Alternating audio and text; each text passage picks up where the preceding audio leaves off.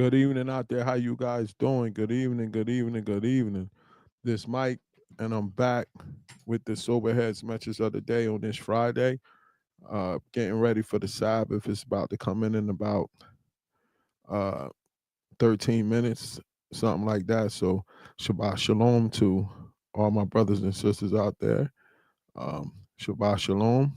Um, the Sabbath coming in. I hope you guys uh, uh get into the celebrations of the Sabbath.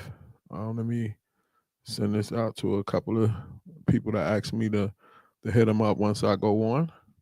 Tonight, I decided to take it to how it works because I know many people see me on here and they see me talking about sobriety and they might wonder, like, I hear him talking about sobriety, I hear him talking about AA, um, and they say it helps people get sober, but how does it work? How does the whole process work? So tonight I'm gonna go through and we're gonna talk about how it works. And we actually have a chapter that we read that breaks down how the whole program works and what you need to do and why you need to do everything. So we're gonna read through how it works. I'm gonna read all the way through it, then I'm gonna rewind and go through it and break down what each part is talking about. So that's what we're gonna do. Hopefully, probably be on here for about 20 minutes, 25 minutes, and then get off so I could get ready for Bible study. If anybody want a link to our Bible study, GOCC New Jersey, just hit me in the DM and I'll send you a link over for the Bible study. But tonight we're going to talk about how it works in the program. Okay, so let's get to the reading.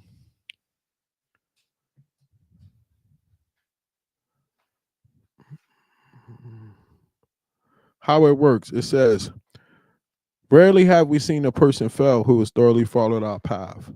Those who do not recover are people who cannot or will not completely give themselves to this simple program.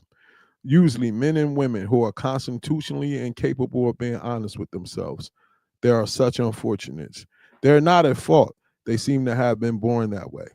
They are naturally incapable of grasping and developing a manner of living which demands rigorous honesty. Their chances are less than average. There are those, too, who suffer from grave emotional and mental disorders, but many of them do recover if they have the capacity to be honest. Our stories disclose in a general way what we used to be like, what happened, and what we are like now. If you decided you want what we have and are willing to take if you decided you want what we have and are willing to go to any length and get it, then you're ready to take certain steps. And some of these we balked. We thought we could find an easier, softer way, but we could not. With all the earniness at our command, we beg of you to be fearless and thorough from the very start. Some of us have tried to hold on to our old ideals, and the result was nil until we let go absolutely. Remember, we deal with alcohol, cunning, baffling, powerful. Without help, it is too much for us. But as one who has all power, that one is God. May you find him now. Half measures availed us nothing. We stood at the turning point. We asked his protection and care with complete abandon.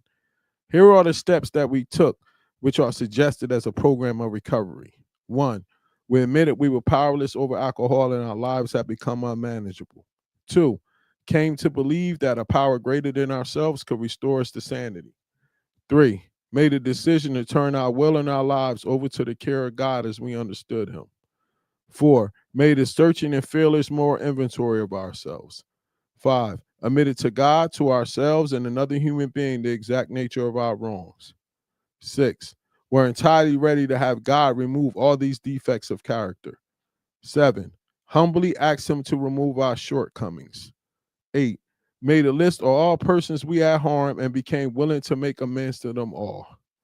Nine, made direct amends with such people whenever possible, except when to do so would injure them or others. 10, continue to take personal inventory and when we were wrong, promptly admitted it. 11, sought through prayer and meditation to improve our conscious contact with God as we understood him, praying only for knowledge of his will for us and the power to carry that out. And 12, Having had a spiritual awakening as a result of these steps, we tried to carry this message to alcoholics and practice these principles in all our affairs. Many of us exclaim, "What an order! I can't go through with it." Do not be discouraged. No one among us have been able to maintain anything like perfect adherence to these principles. We are not saints. The point is that we are willing to grow along spiritual lines. The principles we have set down are guides to progress. We claim spiritual progress rather than spiritual perfection. Our description of the alcoholic, the chapter to the agnostic, and our personal adventures before and after make clear three pertinent ideas. A, that we were alcoholic and could not manage our own lives. B, that no human power could have relieved our alcoholism. And C, that God could and would if he were sought. So when you go to many AA meetings and you sit down and you do it, most of the meetings they're gonna read how it works because it breaks down how the whole program works. So now that I have read through it, we're going to go back and rewind, and now we're going to take a look at each part and break it down briefly to let you know what they're talking about. So let's start from the beginning. They say, rarely have we seen a person who has failed, who rarely have we seen a person fail who has thoroughly followed our path. So they telling you from the beginning, the first sentence, if you do this and you put everything into it, most likely you're going to be able to get sober and you're going to be able to stay sober. Rarely have we seen a person rarely have we seen a person fail who has thoroughly followed our path. If you listen and you do everything you're supposed to do, they're saying most likely you're not going to fail. You're going to be able to get sober. You're going to be able to get completed what you need to get completed. Those who do not recover are people who cannot and will not completely give themselves to this simple program. Usually men and women who are constitutionally incapable of being honest with themselves. So they letting it be known from the beginning. The people that can't do this are people who can't be honest with themselves. They can't be honest with the fact that they are alcoholics. They can't be honest with the fact of their behavior. They can't be honest of the fact that they're selfish and self-centered. They can't be honest. They're just not honest people. They're incapable of getting to that point no matter what happens, that they're willing to be honest. And they said those are the people that are constitutionally incapable of being honest with themselves. It says they're such unfortunates. They're not at fault. They seem to have been born that way. So they're saying that when they was born, they had this spirit in them. And for some reason, they can't shake this spirit of being dishonest. And if you can't be honest in this program, it's not going to happen for you. And because it's going to come to a point where you're going to have to be honest and reveal all those hurtful things, and you're not going to want to do that. But first, in the beginning, you got to be honest with step one and say, yo, I got a problem. And that's not easy for everyone to be able to say, I have a problem with alcohol or I have a problem with drugs. They can't be honest. Then he says, they are naturally incapable of grasping and develop a manner of living which demands rigorous honesty. Rigorous honesty. That means you ain't going to be able to be lying about nothing. You start lying about anything and then your program start going the other way. You start being dishonest about anything and your program is going the other way. You start cheating on your wife or your husband. You start lying about stuff at work. You start cheating people out of their money. Then your program is going to go the other way, or you're not going to be able to get the full embodiment of this program. You're not going to be able to get the spiritual awakening. You're not going to be able to get closer to God until you're rigorously honest. It says that chances are less than average. There are those too who suffer from grave and emotional disorders, but many of them do recover if they have the capacity to be honest. So they're saying there's people that's in the program that might have a mental disorder. They might be bipolar, they might be schizophrenic, they might be anything, but they can recover if they still are honest. So basically, you have no excuse about what's going on mentally, what's going on physically. If you have the ability to be honest, you can become sober in this program. So they scratch out all the excuses that many people might try to have. Well, I have this going on, I have this going on. I got anger issues, I got bipolar, I got schizophrenia, I got PTSD, like I got all these different things. They saying, nah, that don't matter. If you have the capacity to be honest, you could be sober.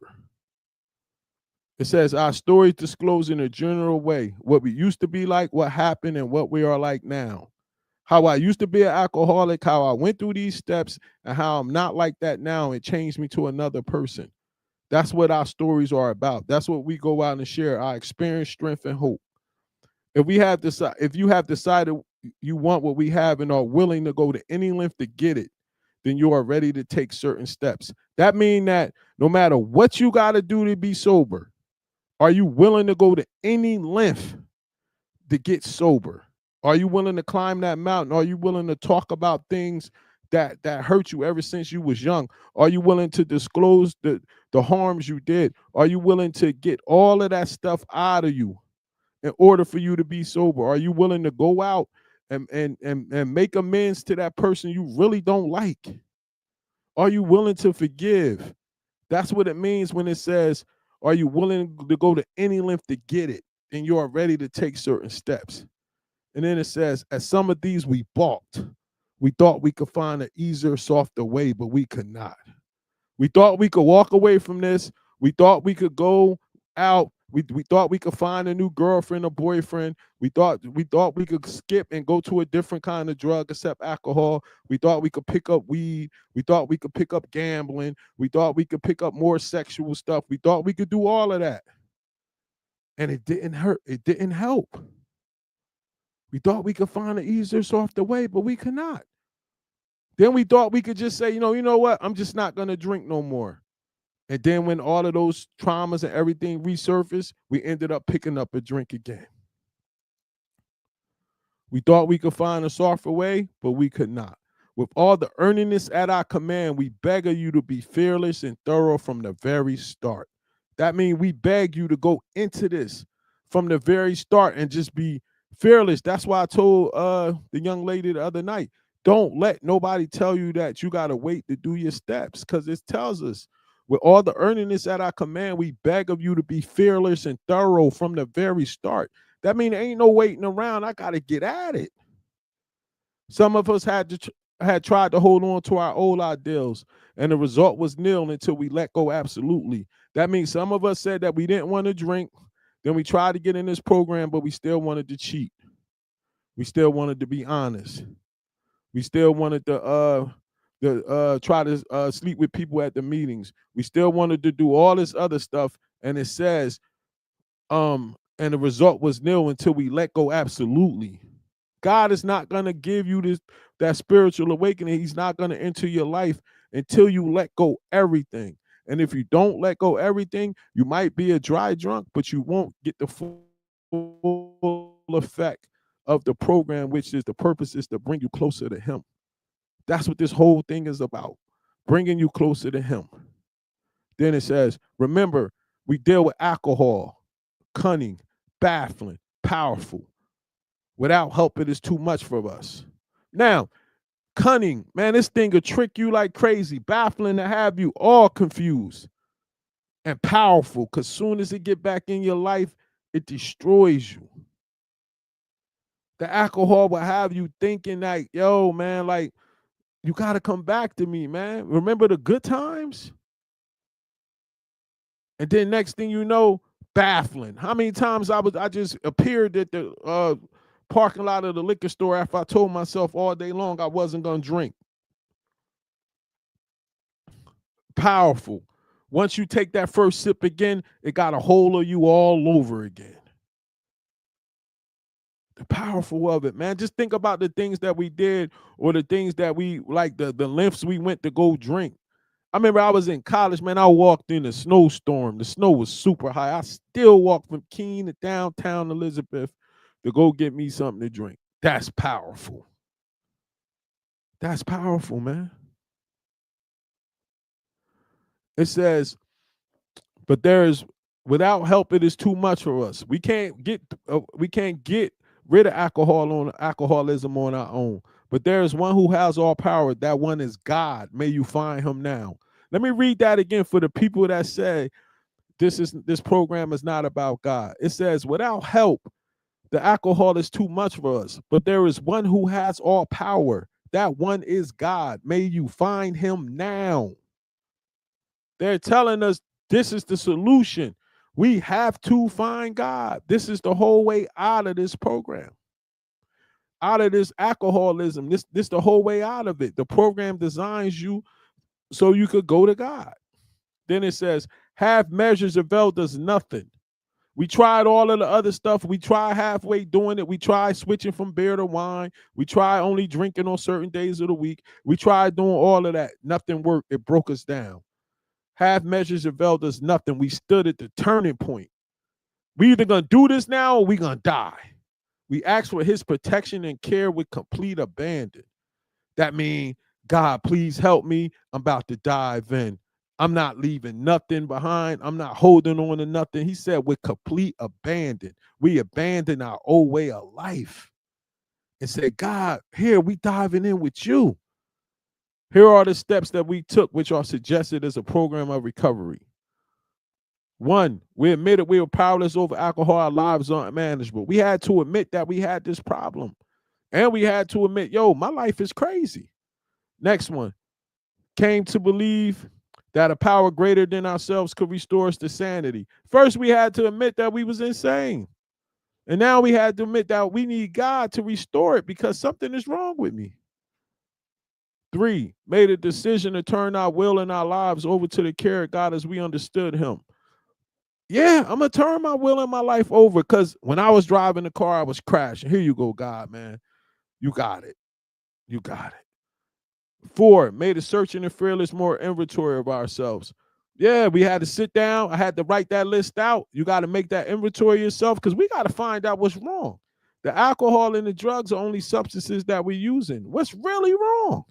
And we can't figure out what's wrong until we look at the inventory, create the inventory and look at it. Like I said on many occasions, the inventory is like that black box that they look for when a plane crash. Once you do your inventory, you're going to be able to look at that and really tell what's wrong with you. Step 5, we're admitted to God, to ourselves, and another human being the exact nature of our wrongs. You're going to take that inventory list and you're going to talk to God and another person. 6, we're entirely ready to have God remove our defects of character. Now we like, all right, God, get my defects of character out of me, brother. I'm sorry for acting the way I was acting. I'm entirely ready for you to just wipe it all out. 7, humbly ask him to remove our shortcomings. All right, God, take it all away, even the shortcomings. I talked about all the big joints, but I might be trying to tuck a little small thing under my arm so I can keep later. No, God, get all of that away from me. And increase my humility, God. I need to be humble. That's what step 7 is really about, that humility.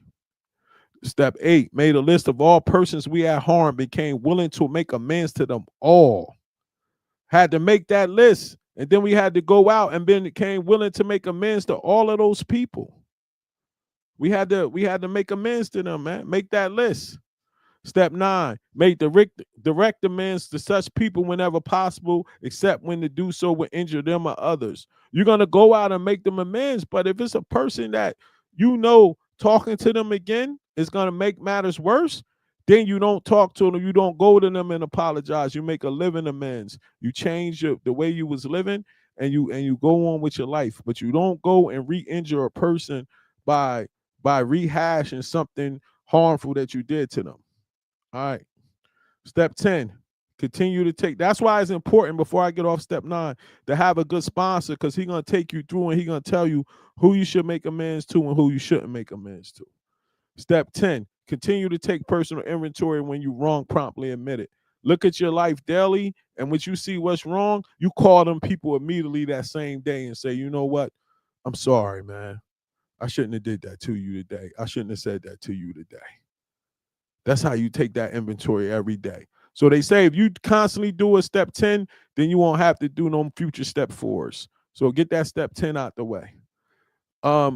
Step 11, sought through prayer and meditation to improve our conscious contact with God as we understand Him, praying only for knowledge of His will for us and the power to carry that out.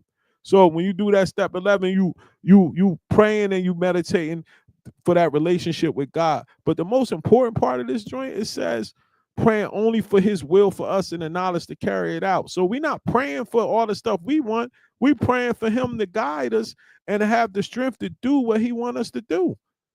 That's all our mission here is for, is to do that. And step 12, having had a spiritual awakening as a result of these steps, we tried to carry this message to alcoholic and practice these principles in all our affairs.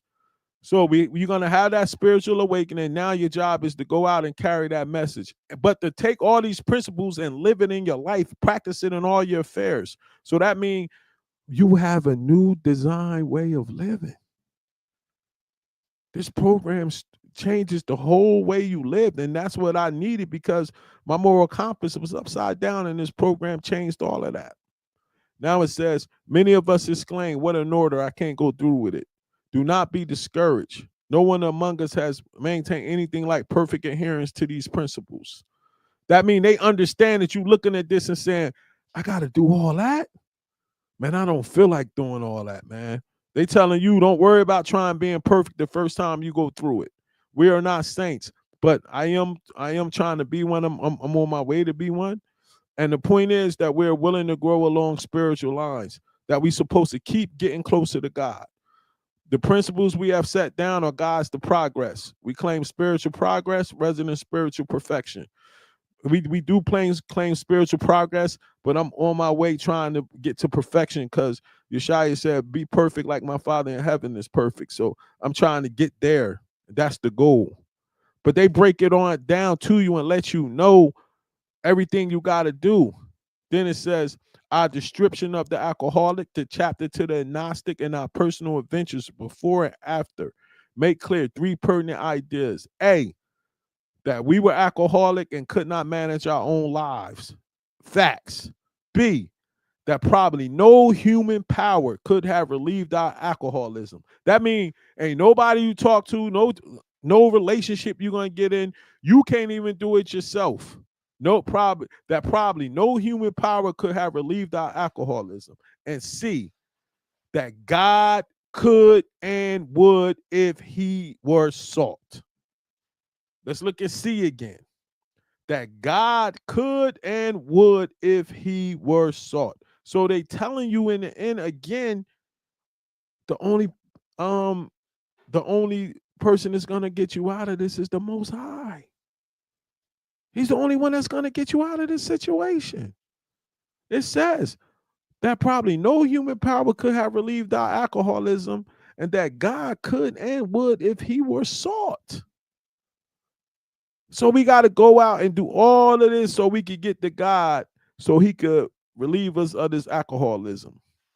And then once you get to Him, He's gonna change you to another person, and then you're gonna start seeing a whole nother life that you never thought you would be able to live. And that's the purpose of this whole program and this whole thing. And that's how it works. You can find this in any AA book. You open it up and you get to that chapter, how it works, and read that joint. I'm telling you, man, it blows your mind when you see that these brothers put together such a program that was designed to get you to God the way they did. It was nothing but a blessing from the Most High. And I hope you guys enjoy your Sabbath. And I'll talk to you later. Enjoy the rest of your night. Shalom.